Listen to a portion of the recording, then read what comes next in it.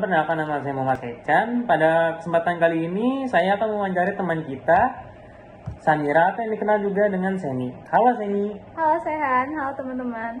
Jadi gini Sam, kali ini gue mau nanya pendapat lo tentang isu politik yang lagi marak-maraknya dibahas ini di masyarakat, yaitu tentang diajukannya gugatan hasil pemilu ke Mahkamah Konstitusi. Sebelumnya bisa lo jelasin nggak apa yang lo tahu tentang gugatan hasil pemilu kali ini? Jadi gue tahu sih, dan kita juga pasti pernah dengar tentang gugatan ini. Jadi sedengar gue, MK ini baru aja menyelesaikan sidang pemeriksaan dalam sengketa perkara perselisihan hasil pemilu untuk presiden dan wakil presiden di tahun 2024 pada tanggal 5 April kemarin. Nah, jadi masing-masing tim hukum dari pendukung pasangan calon nomor urut 1, 2, dan 3 itu berdebat panjang dengan argumentasi hukum yang hebatnya itu di depan 8 hakim konstitusi.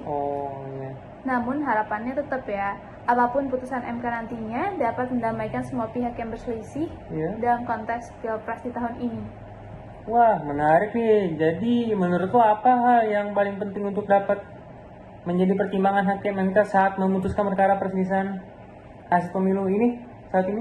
Menurut gue sih yang pasti memutus perkara dengan tetap mempertimbangkan keadilan demokrasi, karena keputusan yang memiliki rasa keadilan ini menjadi amat penting dalam mewujudkan demokrasi Indonesia untuk menjadi lebih baik, khususnya untuk pemilu mendatang. Karena tak hanya demokrasi Indonesia, MK tentu perlu memastikan hasil pemilu mempunyai keabsahan yang tinggi, karena apapun keputusannya ini akan berdampak pada seluruh lapisan masyarakat Indonesia.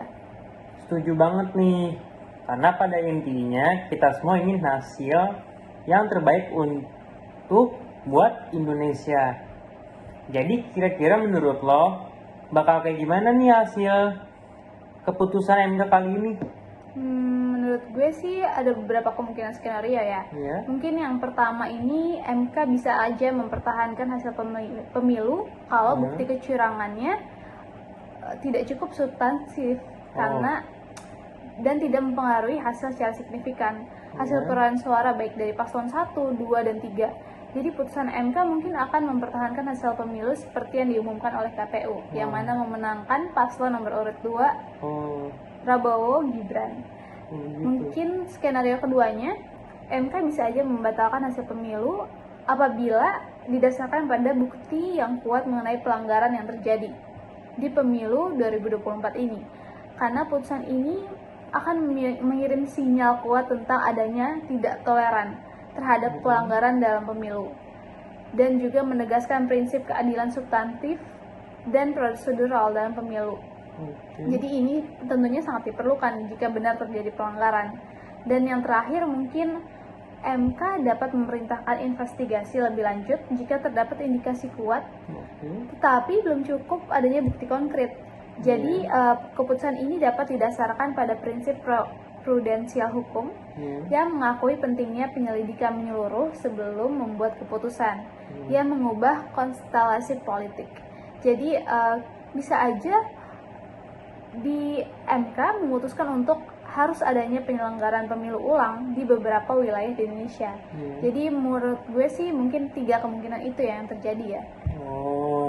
Menarik banget nih kayaknya pendapat dan kemungkinan hasil sengketa pemilu yang baru saja disampaikan Semi.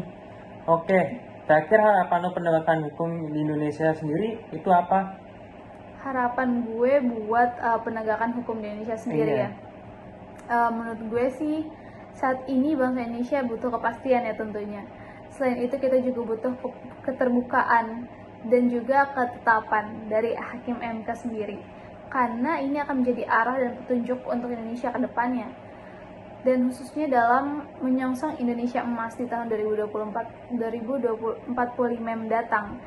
Jadi menurut gue sangat berharap Indonesia bisa berjalan tegak lurus sesuai dengan cita-cita dari leluhur kita juga, dimana tentu kita akan mengharapkan kesatuan bagi NKRI serta dapat membangun Indonesia secara visioner ke depannya.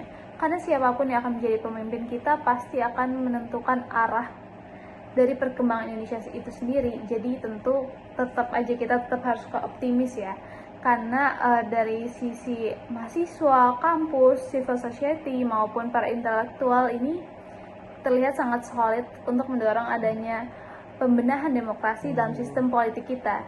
Jadi sebagai negara yang menganut sistem demokrasi, menurut gue Indonesia pasti berhasil memberantas KKN jika hal ini benar-benar terjadi setelah melalui serangkaian dinamika pemilu di tahun 2024 ini. Wah, sangat insightful banget ya wawancara kita kali ini. Mungkin bisa gue rangkum sedikit. Menurut saya ini ada beberapa kemungkinan dari hasil keputusan MK yang bisa aja gugatan ditolak dan tetap menangan pensiun nomor 2 ataupun gugatan diterima dan kita akan melakukan pemilu ulang mungkin. Tapi tetap ya, harapannya apapun hasil yang ditetapkan adalah yang terbaik untuk Indonesia dan kita bisa menjadi bangsa yang tetap menjaga sistem demokrasi dalam berpolitik. Yes, betul banget. Oke, teman-teman, mungkin segitu dulu bincang santai kita tentang politik hari ini. Terima kasih Semi udah mau kita tanya-tanya nih. Iya, thank you juga teman-teman yang udah dengerin. See you. See you.